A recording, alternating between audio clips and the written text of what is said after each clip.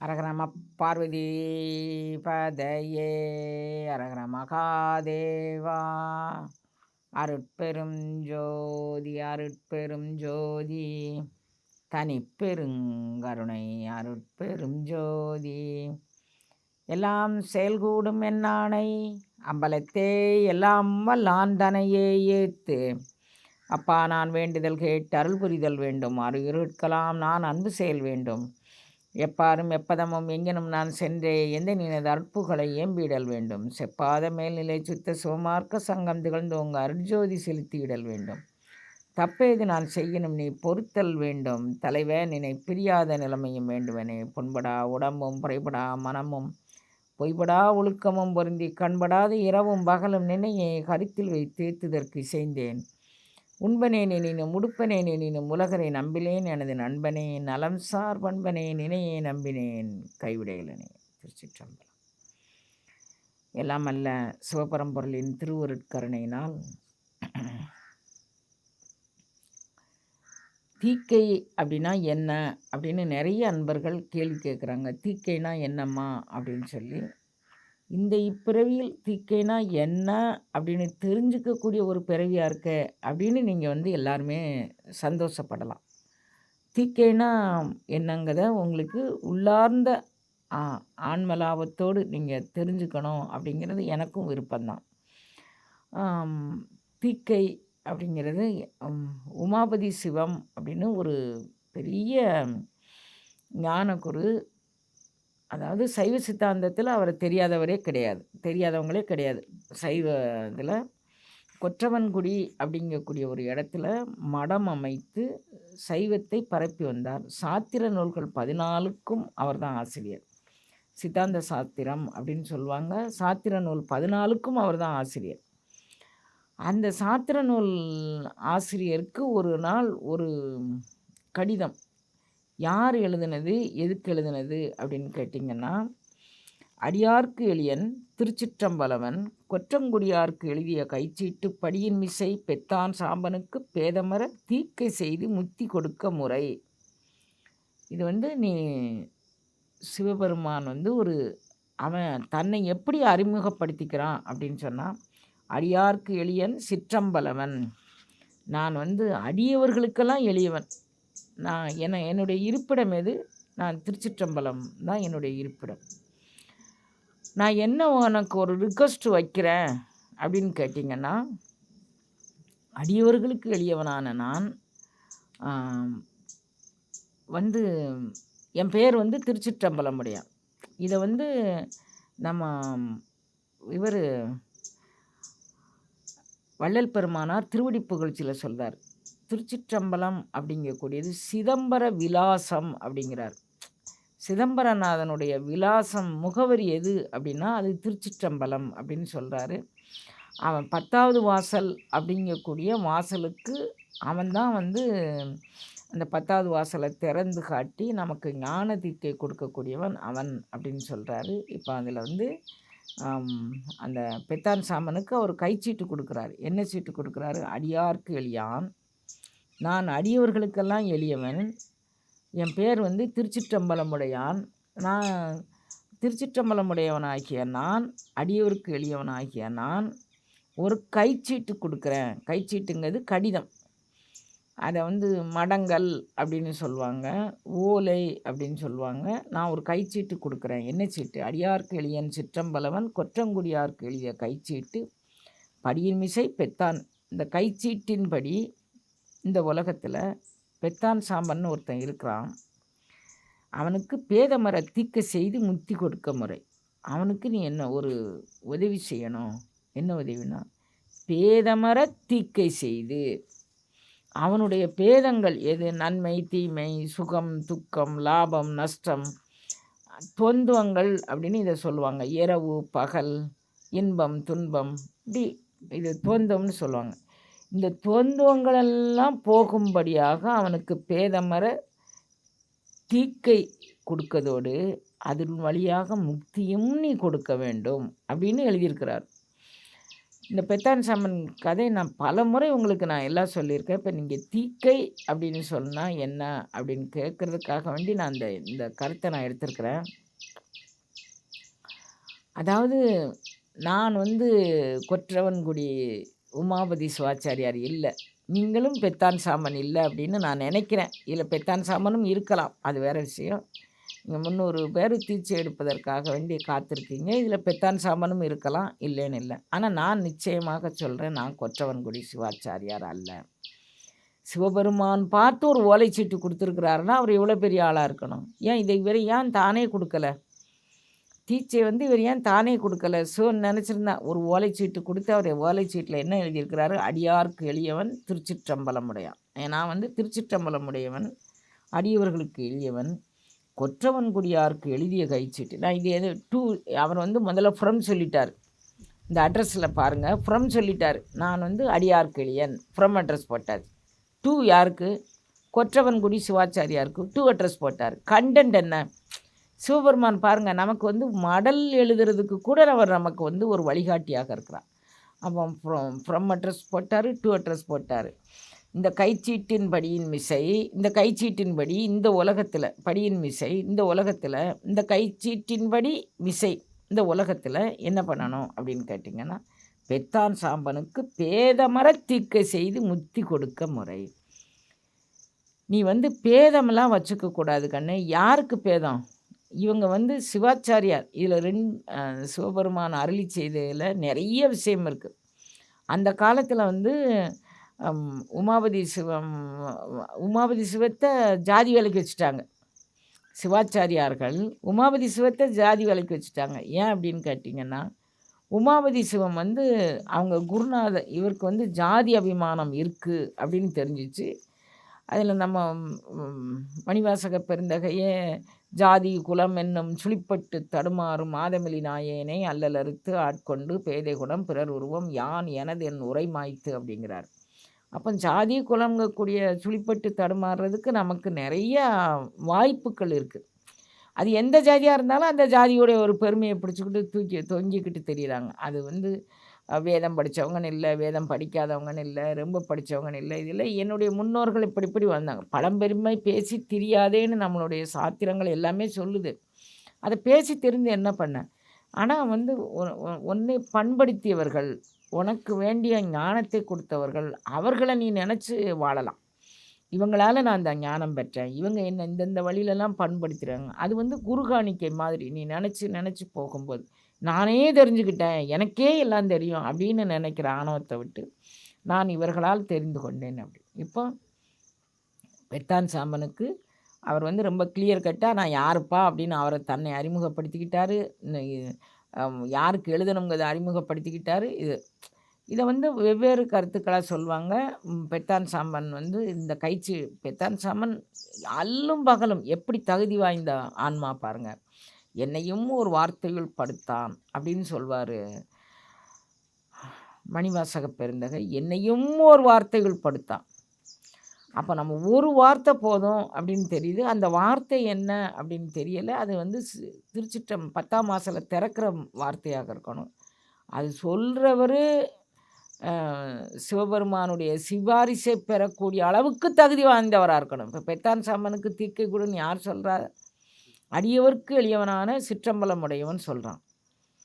சொல்கிற குருநாதர் யார்? பெத்தான் சாமன், கொற்றங்கவன்குடி பெத்தான் சாமன். அவர் எப்படிப்பட்டவர்? தனக்கு ஞானம். அவர் ஒரு இதில் போகிறார், சிதம்பரம் பக்கத்தில் ஒரு 3 கிலோமீட்டர் அல்லது 5 கிலோமீட்டருக்குள்ளே இருக்கும் இந்த கொற்றவன்குடிங்கிறது. இப்போவும் அந்த மடம் இயங்கி கொண்டு இருக்கிறது. அங்கே இருந்து இங்கே போகிறதுக்கு அவர் ஒரு பல்லக்கில் போவார். அந்த ஒரு சோழர்களை ஒருத்தர் இருந்தார். இவருக்கு இப்போ வந்து தகுந்த நேரம் வந்து விட்டது, உபதேசிக்க தகுந்த நேரம் வந்து விட்டது. அந்த உபதேச வார்த்தை என்ன? அவர் சொன்ன ஒவ்வொருத்தருக்கும் ஒவ்வொரு உபதேச வார்த்தை சொல்லியிருக்கிறார். சிவபெருமான் பித்தா பிரேசூடி அப்படின்னு சொல்லி சுந்தரர் பாடுறாரு. நான் உன்னை பாடுறேன் அப்படின்னு உடனே, நீ என்னை திட்டின வார்த்தையை நீ மூலாதாரமாக எடுத்துக்கோ, நீ பித்தனா பேயனா என் கல்யாணத்தை வந்து நிறுத்துறிய அப்படிங்கிறார். அப்போ அதே மூல வார்த்தையை எடுத்துக்கோ அப்படிங்கிறார். அடியவர்களை எனக்கு பாட தெரியல, நீ வந்து உள்ளே வராதன்னு சொல்லிட்டேன், நான் என்ன பண்ணணும் அப்படின்னு சொன்னால், அடியவர்களை பாடு, எனக்கு தெரியலை, தில்லைவாழந்தனர் தம் அடியார்க்கும் அடியேன் ஒரு வரி எடுத்து கொடுக்குறார். சேக்கிலார் போய் கேட்காரு, உலகலாம் உணர்ந்து ஓதுதற்கரியவன் ஒரு வார்த்தை எடுத்து கொடுக்குறார். உணர்ந்து ஓதணும் அப்படின்னு எடுத்து கொடுக்குறார். அப்போ உலகம் யாவையும் தாமுல ஆக்கலம் கம்பருக்கு எடுத்து கொடுக்குறாரு. எல்லாத்துக்குமே இறைவன் வந்து அசரீரியாக எடுத்து கொடுத்துருக்கிறான், கொடுக்காமலாம் கிடையாது. அப்படி மாதிரி அவன் எனக்கு எடுத்து கொடுத்த மந்திரங்களை தான் நான் வந்து உங்களுக்கு எல்லாத்துக்கும் நான் அந்த மந்திரங்கள் எல்லாம் நான் சொல்லியிருக்கிறேன்.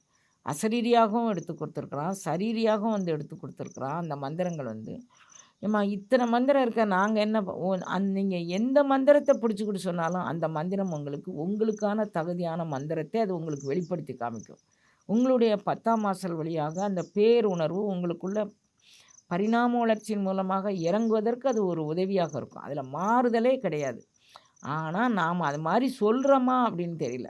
எப்போவுமே மந்திரங்கள் வந்து உள்ளார்ந்த உணர்வோடு சொல்லும்போது தான் அது மந்திரமாகும். இல்லைன்னா வெறும் வார்த்தை தான் அது. சாதாரணமாக நீங்கள் பஞ்சாக்கரமாக இருக்கட்டும், சடாச்சரமாக இருக்கட்டும், அஷ்டாச்சரமாக இருக்கட்டும், எந்த மந்திரமாக இருக்கட்டும், நாம் வந்து அதை சொல்கிற முறையில் இருக்குது. பிரபு, நான் வந்து இந்த மந்திரத்தை கொண்டு உன்னை பிடிக்க விரும்புகிறேன், இதை ஒரு திறவுகோலாக கொண்டு என்னுடைய எல்லா பூட்டுக்களையும் திறந்துட்டு நான் வெளியேற விரும்புகிறேன். நான் வந்து தத்துவங்கள் அனைத்தும் என்கிட்ட கொட்டி கிடக்கு, தத்துவ நிக்கிரகம் பண்ண விரும்புகிறேன், நான் தத்துவங்களை விட்டு வெளியே வர விரும்புகிறேன். நீ தான் இந்த தத்துவ நிலைக்கெல்லாம் பெரிய ஆள், தத்துவ நிலைதனை தந்து இணையாண்ட வித்தக விநாயகாங்கிறார். அந்த நிலையை நான் அடையணும். இந்த உலகியல் தத்துவங்கள் உபகாரங்கள் அது இது என்ன வரக்கூடாது அப்படின்னு யார் ஏங்குறோமோ அவங்களுக்கு இறைவன் வந்து நீங்கள் சரவணபவ மந்திரத்தை சொல்லுங்கள், பதஞ்சலியை சொல்லுங்கள், விநாயகரை சொல்லுங்கள், அப்புறம் வந்து சிவநாமத்தை சொல்லுங்கள், எதை சொன்னானாலும் அந்த நாமமே உங்களுடைய திறவுகோல் எதுன்னு அதை காட்டி கொடுக்கும். நம்மகிட்ட அந்த சிரத்தை இருக்கணும். பெத்தான் சாமன் காட்டில் போய் விறகு வெட்டி பெத்தான் சாமன் விறகு வெட்டிட்டு வரவன் அவன் நினைக்கிறான், நான் எனக்கு வேதம் தெரியல, மந்திரம் தெரியல, அவன் இங்கே எதுவும் இல்லை, எனக்கு நீ வேணும். விறகு வெட்டியினுடைய இலக்கு எனக்கு நீ வேணும்னு இருந்தது. அவனும் ஒரு இல்லறத்தான் தான். மனைவியோடு போனான். மனைவியும் அவனும் சேர்ந்து விறகு வெட்டுவாங்க, மடத்துக்கு கொண்டாந்து சமர்ப்பணம் பண்ணுவாங்க. இது ஒரு பெரிய தொண்டாக அவங்க வச்சுருந்தாங்க. மடத்தில் போய் மடத்துக்கு சாப்பாட்டுக்கு நான் விறகு கொடுக்குறேன் அப்படிங்கிறது. அந்த நாள் நியமப்படி ஆச்சாரியார்களை எல்லாரும் போய் பாத்திர முடியாதுங்கிற ஒரு சூழ்நிலை இருந்துச்சு. இப்போ நம்ம அதை சத்தம் போட்டு சொன்னாலும் இப்போ அதுக்கு ஒரு அரசியல் பண்ண மாதிரி ஒரு சூழ்நிலை இருக்குது. அந்த நேரத்தில் எல்லாருமே வந்து அறிவு, இப்போ பெத்தான் சாமனை விட அறிவு படைத்தவன், உணர்வு படைத்தவன் யாரும் இருக்க முடியாது. ஏன் நான் போய் அவனை பார்க்கக்கூடாது அப்படின்னு அவள் கேட்கலை. சிவபெருமான் வந்து சீட்டு எழுதி கொடுக்குறாரு, நீ போய் உமாபதி சிவத்திட்ட கொண்டு கொடுன்னு. உமாபதி சிவத்தை பார்க்க முடியலை, அந்த சீட்டை கையிலையே சுமந்துக்கிட்டு திரிகிறார், கையிலேயே வச்சுக்கிட்டு திரிகிறார். நம்மனா என்ன பண்ணியிருப்பான், என்ன பொல்லாது இவன் ஒரு சீட்டு கொடுத்தா அவங்ககிட்ட கொண்டு கொடுக்கணுமா, அவன் வந்து எனக்கு ஏன் இவன் இருந்தால் உபதேசம் பண்ணியிருக்க, நிச்சயம் நான் என்ன கேட்டிருப்பேன், ஏன் நீ உபதேசம் பண்ணக்கூடாதா, ஏன் இன்னொரு ஆள்கிட்ட ஏன் அனுப்பி வச்ச அப்படி கேட்டிருப்பான். ஆனால் அவன் எதுவுமே கேட்கலை. அந்த சீட்டை வந்து அப்படி ஒரு பத்திரமா அடிமடியில் சுற்றி வச்சுட்டு, இன்று வருமோ நாளைக்கே வருமோ பிரபு எம் கோவே, மற்றும் என்று வருமோ பிரபு, நான் துன்று மல மாயையற்று வெளிக்குள் வெளிகடந்து சும்மா இருக்கும் சுகம் பிரபு, இன்று வருமோ, அது என்னைக்குப்பா எனக்கு வரும் அப்படி திரிகிறாரு. ஆனால் கொடுத்தது சிவம்தான் கொடுத்தாருன்னு இவருக்கு தெரியல. நான் என் சிவத்தை வேண்டி தான் அழுகுறாரு, சிவம் காட்சிப்பட்டார் அவர் முன்னால், ஆனால் அது சிவம்னு இவருக்கு தெரியலை. மணிவாசகரே இதை தான் சொல்கிறார், தெய்வம் என்பது ஓர் சித்தம் உண்டாகி, எவ்வளவுக்கு பிறகு தெய்வங்கக்கூடிய சித்தம் உண்டான பிறகு தான் நம்மகிட்ட இருக்கக்கூடிய மாயைகள்லாம் நமக்கு கட்டி விரித்து தலை வச்சாருமா. 6 கோடி மாயா சக்திகள் மாறி மாறி தம் வேலைகள் தொடங்கின. தெய்வங்கக்கூடிய நினைப்பு வந்து அதுக்கு முன்னால் நமக்கு அந்த உணர்வு வரலல்ல. அதனால் நம்ம வந்து 10ஓடு 11 அத்தோடு இது ஒன்றா ஏதோ நம்ம வாழ்கிற வாழ்க்கை பற்றி அதை இலக்கே கிடையாது. ஆடு மாடு கோழி குருவி மாதிரி தான் நம்ம வாழ்ந்துகிட்டு இருந்தோம். எப்போ தெய்வம் என்பது ஒரு சித்தம் உண்டாகுச்சோ அப்போ தான் நமக்குள்ள பரிணாம வளர்ச்சி, நாம் வந்து ஞானம் பெறுவதற்கு தகுதியாக நம்ம எடுக்கிறோம். அப்போது என்னென்ன உலகத்தில் இருக்குது, அது உன்னை எந்த விதத்திலெல்லாம் பீடித்திருக்கு அப்படின்னு இறைவன் வந்து நமக்குள்ளே நின்று பேசுகிறான். அதை தான் இது சொல்லுது. 6 கோடி மாயா சக்திகள் மாறி மாறி தம் தம் வேலைகள் தொடங்குது. ஆனால் அதை தாண்டி இறைவன்கிட்ட நீ வேணும் அப்படின்னு கேட்ட பெத்தான் சாம்பனுக்கு இறைவன் கைச்சீட்டு கொடுத்து கைச்சீட்டை மடியில் வச்சுக்கிட்டே திரியிறாரு. இந்த சோகமே உருவாக இருக்கிறார். ஒரு அன்பர் கேட்குறாரு, ஏன் ரொம்ப சோகமாக இருக்கிறீங்க? இல்லை, நான் வந்து இறைவன்கிட்ட நீ வேணும் நீ வேணும்னு தினமும் கேட்பேன். காட்டில் ஒரு அன்பர் வந்தார். அவர் இதை கொண்டு கொற்றவங்குடி சிவாச்சாரியார்கிட்ட கொடுன்னு சொன்னார். அதை வாங்கி வச்சுருக்கேன், பார்க்கறதுக்கு எனக்கு அவகாசமே கிடைக்கல அப்படின்னு அவர் சொல்கிறார். நான் ஒரு உபாயம் சொல்கிறேன், கேட்குறியா? சொல்லுங்கள் சாமி, கேட்கேன். நாளையிலேருந்து பச்சை விறகே வெட்டிட்டு வந்து போட்டுரு அன்னம்பாளிப்புக்கு. அப்போ மழை தண்ணி இல்லை, இவன் பச்சை விறகு எதுக்கு வருது, காஞ்ச விறகு வரலன்னு கூப்பிட்டு கேட்பார். அப்போ வந்து சீட்டை கையில் கொடுத்துரு அப்படின்னு சொன்னார். இதுவும் ஒரு வழிகாட்டுதல். சொல்லியிருக்கலாம், என்ன பொல்லாதுடா இவங்க இப்படி தான், நீ போயிட்டே இரு அப்படின்னு சொல்லியிருக்கலாம்ல. நமக்கு ஊழ் நல்லா இருந்தால் அவங்க நல்ல ஆட்கள் கிடைப்பாங்க. ஊழ் நல்லா இல்லைன்னு வச்சுக்கோங்க, என்ன இவன் பெருசு, நீ வேறு வேறு. எப்போ சாறு வாகனம் அப்படிங்கக்கூடியது பகவத்கீதைக்கு முன்னாலே சாறு வாகனம்னு ஒரு பிரிவில் சொல்லாங்க. இப்படி ஒரு விதண்டாவாத பிரிவு. அதையும் ஸ்ரீகிருஷ்ணன் வந்து அவர் நேரத்தில் சார்வாகனே அவர் வதம் பண்ணிட்டார். அப்போ எல்லா காலத்திலையும் எல்லாமும் இருக்குது. சார்வாகன மதம்னு இன்றைக்கும் அதை பிடிச்சிக்கிட்டு தொங்கிக்கிட்டு இருக்கிற ஒரு கூட்டம் இருக்குது. சார்வாகன மதம்னு ஒரு கூட்டம் இன்றைக்கும் அதை பிடிச்சி தொங்கிக்கிட்டு இருக்கு. அப்போ இவர் வந்து என்ன சொல்கிறாரு, நீ வந்து பெத்தான் சாம்பன் வந்து தீக்கை கொடுக்கறதுக்கு முக்தி. இவர் வந்து அப்படி சொல்லவும் சரின்னு மறுநாளையிலேருந்து பச்சை விறகு வெட்டிட்டு வந்தார். எப்படியும் காஞ்ச விறகு கொஞ்ச நாள் ஸ்டாக் இருந்திருக்கும்ல, அதை போட்டு எரிச்சிட்டாங்க. அப்புறம் பச்சை விறகு தடி தடியாக வரவும் சமையல் வந்து ரொம்ப லேட் ஆகுது, கூக்கான்னு சத்தம் கேட்குது மடத்தில். அப்போ சிவாச்சாரியார் வந்து கேட்குறாரு, ஏன்பா சமையல் வந்து 4 மணிக்கு சாப்பாடு போடுவீங்க, 11 மணி, அதாவது சிவமடாலயமாக இருக்கட்டும் விஷ்ணு மடாலயமாக இருக்கட்டும், எங்கேயுமே சாப்பாடு வந்து காலையில் வந்து அவங்க சாப்பாடை பிரதானமாக சொல்ல மாட்டாங்க, காலையிலேருந்து சாப்பிடவும் மாட்டாங்க. ஏதோ ஒரு தீர்த்தமோ ஒரு இதோ குடிச்சுக்குவாங்க. 11 மணிக்கு சாப்பிட்றது தான் வந்து முறை, 11லேருந்து 12 மணிக்குள்ளே. அதை வந்து அன்னம் பாலிப்பு, அதுக்கு பேர் அன்னம் பாலிப்பு அப்படின்னு பேர். அன்னதானம் இல்லை, அன்னம் பாலிப்பு.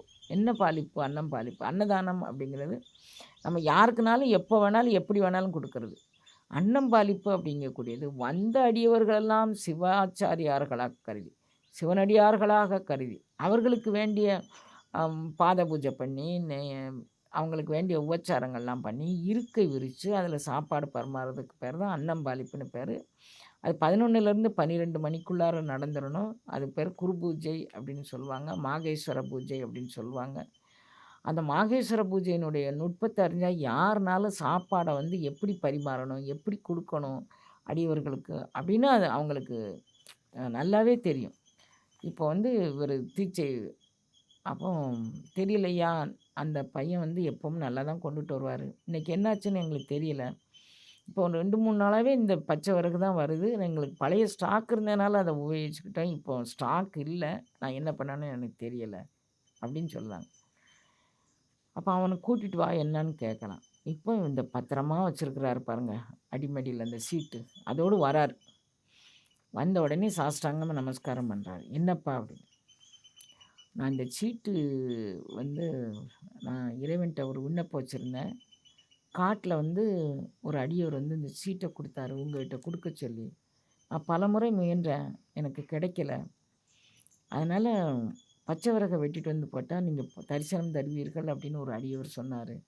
அதனால் நான் இதை செஞ்சேன். அப்படியே தங்கம் கொண்டு அந்த சீட்டு என்னன்னு பார்ப்போம். அவர் பார்க்குறாரு, அடியார்க்கு எளியன் சிற்றம்பலம். அவன் அடியவர்களுக்கு எளியவன். தன்னை எப்படி அறிமுகப்படுத்திக்கிறான்? ஏண்டா, மண்ணாதி பூதமடு விண்ணாதி அண்டம் நீ, மறை 4 அடிமுடியும் நீ, என்ன எத்தனை பூவனங்களை பெற்றவன் அவன். அவன் பஞ்சபூதங்களுக்கு தலைவன். அவன் வானாகி மண்ணாகி வழியாகி ஒளியாகி ஊனாகி உயிராகி உண்மையுமாய் இன்மையுமாய் நிற்கக்கூடியவன் சொல்லலாம் அடியார்க்கு எளியன். நான் வந்து அடியவருக்கு எளியன், என் பேர் வந்து அடியவருக்கு எளியவன் சிற்றம்பலமுடையான். சர்ணம் வேற வச்சுக்கிட்டாரு, அடியார்க்கு எளியன் சிற்றம்பலமுடையான் அப்படி வேற வச்சுக்கிட்டார். நான் வந்து ஒரு கொற்றவன்குடிக்கு சிவபெருமான் பார்த்து எனக்கு ஒரு ஓலைச்சீட்டு கொடுத்தாரா, சிவபெருமான் என்னை அட்ரஸ் பண்ணாரா? இந்த குருநாதருக்கு எப்படி இருக்கும்? அத நான் லேட் பண்ணிட்டேனே! எப்படி அடியவர்கள் வாழ்ந்திருக்கிறாங்க பாருங்க. சிவமே வந்து இவரை இறைவன் எப்படி ஆட்கொண்டா? இவரு பல்லக்குல அப்படியே போயிட்டுருக்கிறாரு. பல்லக்குல போயிட்டுருக்கிறவ பார்த்து அ ஒரு அவருடைய குருநாதர் சொல்றார். "பட்ட மரத்தில் பகல் குருடு போகுது வாரீர்ங்கிறார்." அதாவது தீவெட்டிங்கிறது ஞான ஒளியை ஏத்தக்கூடியவன் குருநாதன். அவன் பல்லக்குல அமர்ந்து போறாங்கக்கூடிய ஒரு ரெப்ரசன்டேஷன அவர் காமிக்கிறாரு. அப்போ அவரு வந்து அந்த தீவெட்டி வந்து இப்பவும் கூட நீங்க கோயில் கொடைகள்ல பார்க்கலாம். தீவெட்டி பிடிச்சிட்டு போவாங்க. அதே ஞான சூரியம் வருகின்றது அப்படிங்கிறத நமக்கு காமிக்கிறதுக்காக வேண்டி அந்த நெருப்பு பந்தம். இவர் வந்து மரத்தில் பகல் குரு. ஓ! பட்ட ம இவருக்கு வந்து என்னையும் ஒரு வார்த்தைகள் படுத்தார். எல்லாருக்கும் ஒவ்வொரு வார்த்தை எப்படி குடுத்துருக்கிறான்? எனக்கு ஒரு வார்த்தை இப்படி குடுத்துட்டான். அப்போ உடனே அவர் தீர தொறந்து அவர் பின்னால ஓடுறாரு. அவர் வந்து என்ன பண்றாரு, இந்த சாலியர்கள் நெசவு செஞ்சுக்கிட்டு இருக்கக்கூடிய அந்த தெருவுக்கு ஓடுறாரு. அங்க வந்து சாலியர்கள் பாவாத்திக்கிட்டு இருக்கிறாங்க. பாவு கஞ்சி. அந்த கஞ்சி எடுத்து அவர் இப்படி குடிக்கிறாரு. உச்சிஷ்ட பிரசாதம்ங்கக்கூடியது ரொம்ப மேன்மையானது. குருவுடைய உச்சிஷ்டம்ங்கிறது. அவர் கையிலேருந்து இங்கே வழியுது பாருங்க. அதை எடுத்து அவர் குடித்தார். அவருக்கு அப்போ இந்த ஜாதி தடை ஒன்று இவங்ககிட்ட இருந்தது. அதை நம்ம நீக்கிட்டோம்னா அவர் வந்த வேலை முடிஞ்சிருச்சு. அந்த ஜாதி, குலம், பிறப்பு என்னும் சுழிப்பட்டு தடுமாறுகின்றார்களே அப்படிங்கக்கூடியது இருந்தது. இவர் வந்தார், அது முடிஞ்சு போச்சு. அவர் போயிட்டார். இப்போ வந்து அந்த குருநாதர் நமக்கு சிவனே ஓலை கொடுத்து நம்ம பார்க்கல பார்த்தியா? சிவனே ஓலை கொடுத்து நம்ம வந்து கவனிக்காம விட்டுட்டோமே! என்ன அறியாமை! அப்படின்னு அவர் ரொம்ப வேதனைப்பட்டுட்டு, சரி பரவால்ல. நான் வந்து இப்போ என்ன செய்யணுங்கிறத நான் பார்த்துக்கிறேன் அப்படின்னு சொல்லிட்டு அத பார்க்குறார். பேதமர தீக்கை கொடுத்து முக்தி கொடுப்பது முறை. பேதமர தீக்கை. அவனுக்கு நான், எனது எதுவும் இருக்கக்கூடாது. அப்படியே அவன் வந்து கருவிகள் ஒடுங்கும் கருத்தினில் அவன் நின்றணும். அதுக்கு பேர் தான் குழந்தைங்களா தீக்கை. நம்ம பெத்தான் சாம்பனாகவும் நமக்கு அருள் ஆசி பண்ணக்கூடிய இவர் வந்து உங்களில் நிறைய பெத்தான் சாம்பன்கள் இருக்கலாம், நான் நம்புகிறேன். ஆனால் நான் வந்து கொற்றவன்குடி சிவாச்சாரியார் இல்லை. ஆனாலும் நான் கொற்றவன்குடி சிவாச்சாரியார் வந்து பேதமர தீக்கை கொடுத்து முக்தி கொடுப்பது முறைன்னு சொல்லியிருக்கிறாரு. நான் எனக்கு என்னுடைய சிற்றறிவுக்கு எட்டிய வண்ணம் என்னை சிவன் அவன் என் சிந்தையுள் நின்று அதனால் அவன் ஆட்கொண்ட வண்ணம். நானாக வந்து அவனுக்கு அகப்படலை, ஆட்படலை. அவன் வந்து எல்லாருக்கும் வந்து இத்தந்திரத்தில் காண்டும் என்று இருந்தவருக்கு அத்தந்திரத்தில் அவ்வையின் ஒழித்திருக்கிறான். எனக்கு அவன் ஒழிக்கலை, தன்னை வெளிப்படுத்தி காட்டி நான் வந்து இன்னாருன்னு சொன்னான். அதை உள்வாங்கிக்கிட்டு நான் வந்த காரியத்துக்காக வேண்டி நான் வந்து இதை வேகமாக இதை சொல்லிட்டு போயிடணும் அப்படிங்கிறதுக்காக வேண்டி வந்தேன். அப்போ தீக்கை அப்படிங்கிறது பேதமர தீக்கை அப்படிங்கிறது. நான் எனது இல்லாமல் போகணும், இரவு பகல் இல்லாமல் போகணும், சுகம் துக்கம் இல்லாமல் போகணும். அதெல்லாம் ஒரு நாளையில் போயிடுமாம்மா? பயிற்சி பண்ணணும் குழந்தைங்கள. அதுக்கு தான் திருவாசக தீக்கைக்கு 4 நெடும்பாடல்கள் போட்டிருக்குறோம். முதல் 4 நெடும்பாடல். அந்த முதல் 4 நெடும்பாடல் எதுக்காக வேண்டி போட்டிருக்குறோம் அப்படின்னு கேட்டிங்கன்னா, இது நானாக தேர்வு பண்ணி போடலை. கண்ணப்பதேசிகர் அப்படிங்கக்கூடிய ஒரு சித்தர் வந்து மீட்பா சோமுங்கக்கூடிய சித்தர்கள் மேலே பற்றுள்ள ஒரு அடியவருக்கு சொல்லி, அந்த அடியவர் சித்தர் இலக்கியம்னு ஒரு புத்தகத்தில் பதிவு பண்ணி, நான் அதை வந்து எனக்கு திருவாசகம் மீது கொண்ட ஒரு பெருங்காதலால் நான் அதை எனக்கு சாதகமான ஒரு சூழ்நிலைக்கு எடுத்துக்கிட்டேன். இது நிறைய பேருக்கு தெரியாது. நிறைய திருவாசக முற்றோதல் பண்ணுற அடியவர்களுக்கும் இது தெரியறதுக்கு சந்தர்ப்பம் இல்லை. அப்போ நம்மையும் ஒரு பொருட்டாக்கி நாய்ச்சிவிகை ஏற்றி வைத்த அம்மை எனக்கு அருளியவார் ஆர் வருவார். நம்மை ஒரு பொருட்டாக்கி இதில் ஒரு ரகசியம் இருக்குது, அந்த சூக்குமம் இருக்குது. அந்த உடல் கடந்து உடலுக்குள்ளே பயணிக்கிற அந்த அருள் வல்லபம் அந்த தீக்கை பண்ணும்போது அந்த தலையில் ஒரு ஒரு ஒரு அதிர்வு. இப்போ எதுவுமே எனக்கு இந்த வைப்ரேஷன்னு சொல்கிறதோ, இந்த அதிர்வுன்னு சொல்கிறதோ கூட எனக்கு இதாக இருக்குது. யாருனாலும் இந்த இடத்துல ஒரு வைப்ரேஷன் இருக்குது அப்படிங்கிறாங்க, யாருனாலும் இதை சொல்கிறாங்க. இப்போ நாமளும் அது மாதிரி சொல்லி மக்களெல்லாம் வந்து ஏமாற்றக்கூடாது அப்படிங்கிறது எனக்கு ஒரு நினப்பு. அதனால் நான் வந்து இதை சொல்கிறேன். யாருனாலும் வந்து இந்த அதிர்வை உணரலாம். 100க்கு 80% பேர் உணர்ந்துருக்குறாங்க இது வரைக்கும். இது 6வது தீக்கை இப்போ நான் கொடுக்க போகிறது. இன்னும் ஒரு தீக்கை நான் கொடுப்பேன்.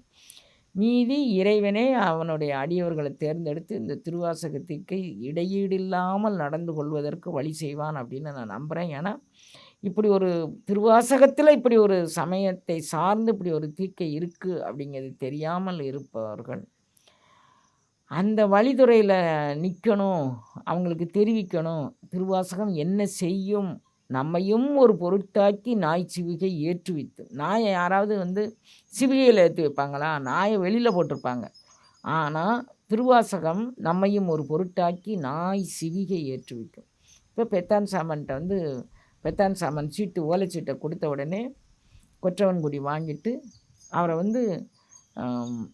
பேதமர தீக்கை தீச்சை அப்படிங்கக்கூடியது கண்ணொளினால் கொடுக்கலாம், ஸ்பரிசம் மூலமாக கொடுக்கலாம், நெத்தியை தொட்டு கொடுக்கலாம், உச்சந்தலையை தொட்டு கொடுக்கலாம், முதுகில் தட்டி கொடுக்கலாம். பலவிதமான தீக்கைகள் இருக்குது. மனதால் சங்கல்பம் பண்ணி எங்கேயோ ஒரு இடத்துல யாரோ இருக்கலாம், மனதால் சங்கல்பம் பண்ணி இந்த குழந்தைங்களுக்கு இந்த உணர்வு வரட்டும், இந்த குழந்தைங்க இந்த ஞானத்தை பெறட்டும் அப்படின்னு. மானச தீக்கை அப்படின்னு அதுக்கு பேர். நயன தீக்கை கண் அந்த அந்த சீடர்கள் எப்படி இருப்பாங்க அப்படின்னு கண்ணொளி கொண்டு பார்த்து, அது நயன தீக்கை. அது மூலமாக நம்ம கொடுக்கலாம். எது மூலமாகனாலும் ஒரு குருநாதர் நினச்சிட்டாருன்னா அவர் எப்படி அந்த உயிரை மேன்மை நிலைக்கு கொண்டுட்டு போகணும் அப்படின்னு நினச்சி அவர் கொண்டுட்டு போயிடுவார். எந்த விதமான சம்பிரதாயங்களும் அறியாது இருந்த என்ன இறைவன் திருக்கருணை செய்து இந்த மாதிரி ஒரு உங்ககிட்ட பேசக்கூடிய அளவுக்கு என்னை வச்சுருக்கிறான். எனக்கு தனித்தகுதி எதுவுமே கிடையாது குழந்தைங்களா. உமாபதி சிவாச்சாரியாருக்கு பெத்தான் சாமனை ஒளிமயமாக அவர் பார்த்தாரு, தொட்டார், எல்லாம் செஞ்சார். அவன் ஒளி வடிவமாக போயிட்டான். அவன் பொண்டாட்டி கேட்டான், என் புருஷனை தீர்ச்சி கொண்டுட்டாங்கன்னு. ராஜா கேட்டார், இது மாதிரி இன்னொரு சம்பவம் நீங்கள் செய்து காட்டினா நாங்கள் எல்லோரும் நம்பிக்கிறோம் அப்படின்னாங்க. இன்னொரு சம்பவம் செய்ததுக்கு அங்கே எல்லாரையும் தேடுறாரு, யாராவது இருக்கிறாங்களா அப்படின்னு. யாருமே. பெத்தான் சாமன் தன்னை தகுதிப்படுத்தி கொண்டு வந்தான். அது ரொம்ப முக்கியங்கண்ணு. நான் நானை விடணும், எனதை விடணும், எங்கிட்ட இருக்கக்கூடிய இது யார் மேலேயுமே நான் பழி சொல்லக்கூடாது, யார் மேலேயுமே நான் கோவப்படக்கூடாது. எனக்கு என்ன வாட்ச் தான் இந்த பிறவியில் சண்டை போடுற பொண்டாட்டியா, எனக்கு இதுதான் இந்த பிறவியில் வாட்சிருக்கு. நான் அதுக்காண்டி சண்டை போடாத பொண்டாட்டியை தேடி நான் அடுத்த பிறவிக்கு போக விரும்பலைப்பா. இந்த பிறவிலே எனக்கு இந்த பிறவியை வேறு எடுத்துரு. அப்படி மாதிரி நாட்டமுடைய ஒவ்வொருத்தரும் சண்டை போடுற புருஷனா, நான் இன்னொரு சண்டை போடாத புருஷனை தேடி அடுத்த பிறவி வேண்டாங்கன்னு. இந்த பிறவியில் எனக்கு விதிச்சது இதுதான், நான் அதை அப்படியே சந்தோஷமாக ஏற்றுக்கிறேன், நான் இந்த அப்படியே வச்சுக்கிறேன். அந்த மாதிரி உணர்வோடு யாரெல்லாம் நீங்கள் இப்படி மனப்பூர்வமாக நீங்கள் நினைந்து நீங்கள் உங்களை வணைந்து நீங்கள் ஏற்றிக்கிறீங்களோ அத்தனைக்கும் உங்களுக்கு எல்லா விதமான சூழ்நிலையும் தரக்கூடியது பெத்தான் சாமன். அவர் கேட்டார், அப்போ ஒன்றும் வேண்டாம். சில பேர் கள்ளி செடிங்கிறாங்க, சில பேர் வில்வ செடிங்கிறாங்க. என்ன செடியோ ஒரு செடி இருந்தது, அந்த செடி பரிணாம வளர்ச்சி பெற்று ஒளி பெற்றது.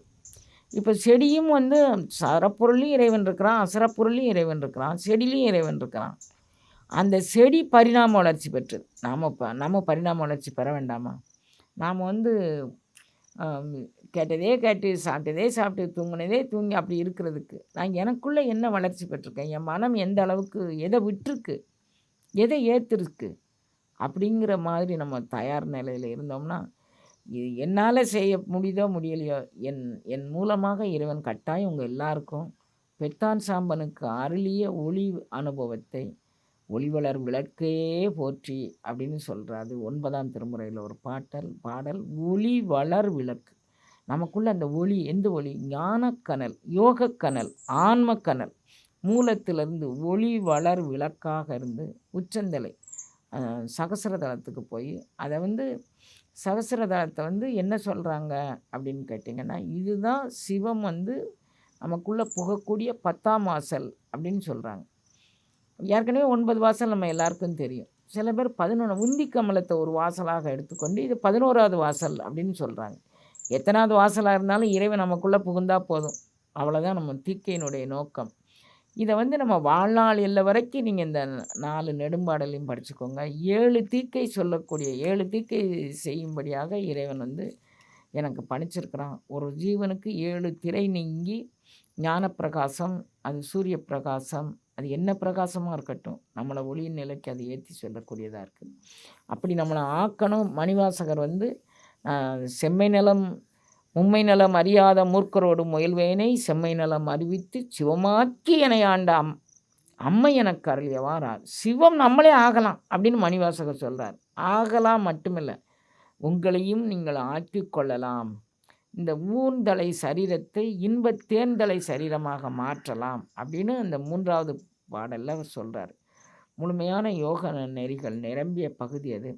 புரியுதோ புரியலையோ நீங்கள் படிங்க குழந்தைங்களா. ஒரு தாய் வந்து தன் குழந்தைக்கு இஞ்சி 1 மாதம் ஆனவொடனே 30 நாளையில் காரம் கொடுக்கணும்னு ஒரு சம்பிரதாயம் இருக்குது. இஞ்சியை உரைச்சி கொடுப்பான்.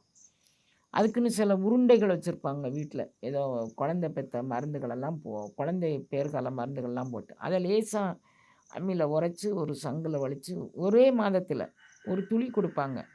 அப்புறம் வந்து கொஞ்சம் கொஞ்சமாக அதை கொடுத்து வளர்ப்பாங்க. அந்த குழந்தைக்கு இது பித்தம் போகும், இது கபம் போகும், இது போகும், இதில் விட்டமின் இருக்குது, இதில் மினரல் இருக்குது. அந்த குழந்தைக்கு தெரியுமா? தாய்க்கு தெரியும் உங்களுக்கு என்ன வேணும்னு. இப்போ திருவாசகமாகிய தாய்க்கும் மணிவாசகராகிய அந்த ஞான குருவுக்கும் தெரியும் நமக்கு என்ன போகணும், என்ன வச்சுக்கணும் அப்படின்னு. அதனால் நமக்கு இந்த உணர்வை அளிப்பதற்காக வேண்டி இறைவன் ஒரு கருவியாக வச்சுருக்கிறான். நான் வந்து இன்னும் உங்களுக்கு இதாக சொல்கிறதானா, அடுத்த இது வந்து 7வது தீட்சையாக இருக்குது. நான் போன முறை ஒரு 36 குடங்கள் புக் செஞ்சுட்டு வரலை அவங்க. அதை நாங்கள் எடுத்துக்கலாமான்னு கேட்டாங்க. ஒவ்வொரு பௌர்ணமிக்கும் ஒரு குடம் மீதமாக எடுத்து ஒரு 4-5 அன்பர்கள் இன்றைக்கு 6வது தீட்சைக்கு தயாராகிட்டாங்க. முதல் தீட்சையே போன வருஷம் தான் எடுத்தாங்க. அதில் மிச்சம் இருக்கிற குடத்தெல்லாம் நாங்கள் எடுத்துக்கிறோமான்னு சொல்லி மன நிறைவோடு எடுத்துக்கிட்டு 5 தீக்கை அப்படி எடுத்துக்கிட்டாங்க. அப்படி எடுத்தால் கூட நான் கொடுக்குறதுக்கு ரெடியாக தான் இருக்கிறேன். ஏன்னா ஆனால் பெத்தான் சாம்பான் மாதிரி ஒரு ஏக்கம் இருக்கணும் உங்களுக்கு. ஏதோ ஒரு சம்பிரதாயத்துக்காக வேண்டி வந்து எடுக்கக்கூடாது. ஒவ்வொரு பௌர்ணமிக்காக கூட நீங்கள் விடுபட்டு போனதெல்லாம் நீங்கள் எடுத்துக்கலாம், தப்பில்லை. ஆனால் முன்பதிவு ரொம்ப முக்கியம். நான் வந்து பௌர்ணமிக்கு நான் நிச்சயம் தீக்கை கொடுக்க மாட்டேன் குழந்தைங்களா. இந்த இதில் குடத்தை நீங்கள் புக் பண்ணி வச்சுருந்தா அந்த அந்த பூஜையில் எல்லா நீரும் அந்த நீர்கள் கலந்து அது இருந்ததுன்னா அந்த நீரை கொண்டு நான் கொடுக்கறதுக்கு ரெடியாக இருக்கேன். அது மாதிரி நீங்கள் பண்ணுறவங்க பண்ணிக்கலாம். இல்லைம்மா எங்களுக்கு ஒரு தீக்கை போதுன்னா நம்ம தவச்சாலே கட்டாயம் உரிய அன்பர்களை கொண்டு ஒவ்வொரு ஆண்டும் இது மாதிரி பண்ணோம். ஆயிரக்கணக்கான பேர் இன்னும் வருங்காலத்தில் எடுக்கிறதுக்கு ரெடியாக இருக்கிறாங்க. அவங்களுக்கெல்லாம் கொடுக்கறதுக்கான பணியை வந்து இங்கே இருக்கிற அன்பர்களை கொண்டு இறைவன் தயார் பண்ணிக்கிட்டு இருக்கான். அவங்களுக்கு ஆன்மீகம்னா என்ன, அதில் என்ன அவங்க கை கொள்ள வேண்டிய விஷயங்கள் என்னென்னு அவங்கள பக்குவப்படுத்திக்கிட்டு இருக்கான். இப்போ சங்கத்தில் வந்து நிறையா விஷயங்கள் போட்டிருக்குறாங்க. என்ன போட்டிருக்குறாங்க, மந்திர வகுப்புகள் நிறைய போட்டிருக்கு. மந்திர வகுப்புகள் நீங்கள் என்ன நினச்சிக்கிட்டீங்க நமக்கு அவங்க சொல்லித்தராங்கன்னு இல்லை, அவங்களுக்கு அவங்களே பயிற்றுவிச்சுக்கிறாங்க. அப்படி பயிற்றுவிச்சாதான் அந்த ஒளி வாக்கு கொண்டு உங்களுக்கு அதை சொல்ல முடியும். அதனால் 7 மணி வரைக்கும் தூங்கிக்கிட்டு இருக்கவங்க இதில் எத்தனையோ பேர் இருப்பாங்க. அவங்க 4:30 மணிக்கு எந்திரிச்சு அவங்க உங்களை தயார் நிலைக்கு வைக்கிறாங்கன்னா அவங்கக்கிட்ட ஒரு ஆற்றல் இருக்கணும். அந்த ஆற்றலை அவங்க வளர்த்துக்கணும். அதன் மூலமாக உங்களுக்கும் அதை கொடுக்கணும். வழி வழியாக நம்மளுடைய சனாதன தர்மம் பின்பற்றப்படணும் அப்படின்னு நான் விரும்புகிறேன் குழந்தைங்களா. இதுதான் தீக்கை. இதுக்கு பிறகு உங்களுக்கு இதில் ஏதாவது சந்தேகம் இருந்ததுன்னா நீங்கள் பதிவிடுங்க. நான் வந்து உங்களுக்கு இன்னும் சந்தேகம் இருந்தால் கூட நான் தெளிவாக்குறேன்.